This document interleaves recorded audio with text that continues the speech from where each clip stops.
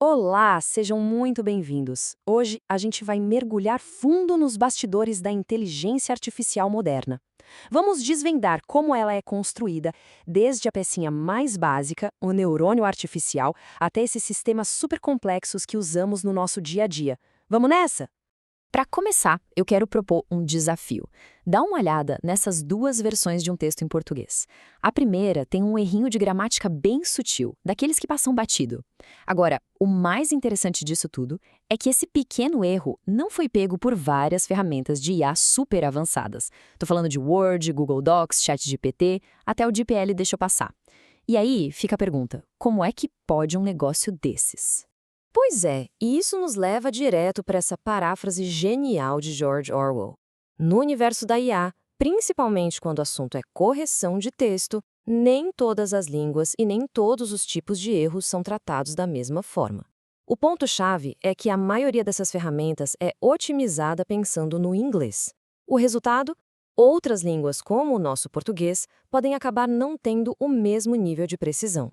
Então, para a gente entender de verdade como a IA funciona, e mais importante, como podemos melhorá-la, a gente precisa dar um passo para trás, voltar para o básico mesmo. E tudo começa com essa ideia fundamental, quase de ficção científica, a tentativa de construir um cérebro artificial.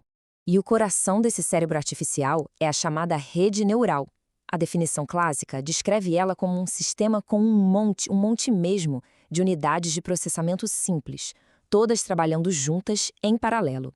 E o mais legal é que ela tem uma tendência natural a aprender com a experiência. No fundo, é uma estrutura inspirada em como nosso próprio cérebro guarda conhecimento e usa ele depois. E aqui está a peça fundamental de uma rede neural, o neurônio artificial.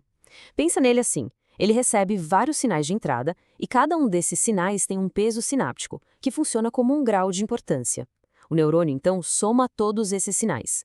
Depois, uma função de ativação entra em cena para decidir se o sinal total é forte o bastante para gerar uma saída. É a base de tudo.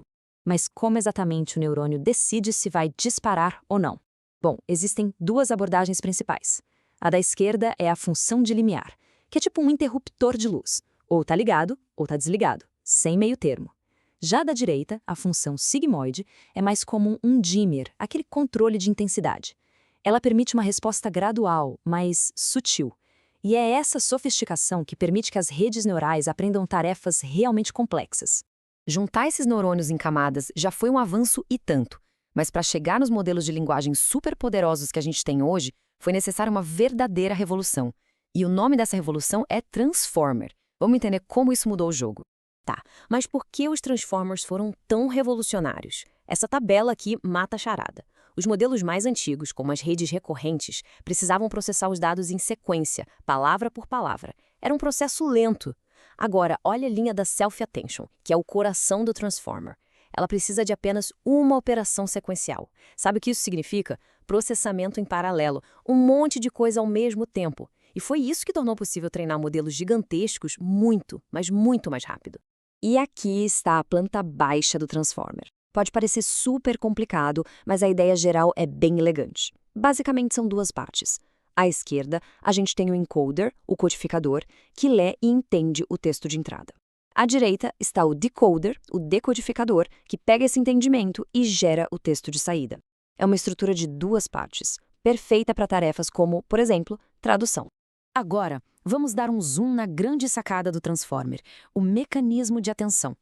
Pensa que é a capacidade do modelo de pesar a importância de cada palavra numa frase para entender qualquer outra palavra.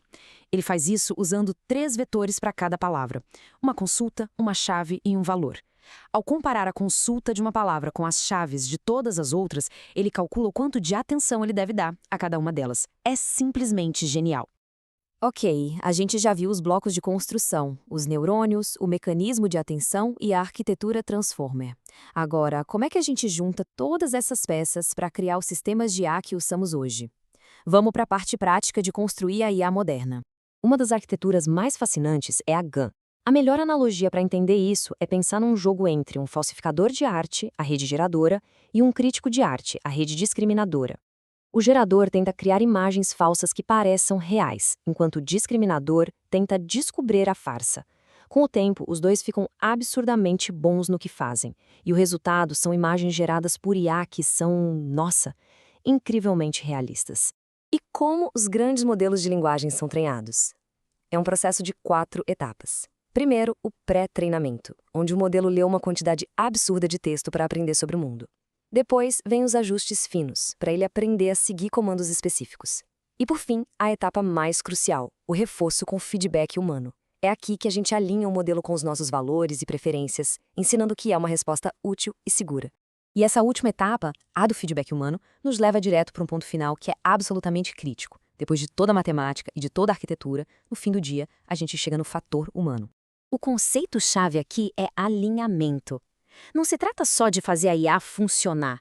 A questão é garantir que ela funcione para o bem. O objetivo é incorporar nossos valores no sistema para que os resultados sejam não apenas corretos, mas também úteis, seguros e que tragam benefícios para a sociedade inteira. E isso tudo nos deixa com uma pergunta final para a gente refletir. Esses modelos aprendem com os dados que nós criamos, nossos textos, nossas conversas, nossa história. A grande questão, então, é, se as máquinas aprendem com a gente, como a gente garante que elas aprendam o melhor de nós, e não os nossos vieses, os nossos preconceitos e as nossas falhas? Esse é o desafio central que vai definir o futuro da inteligência artificial.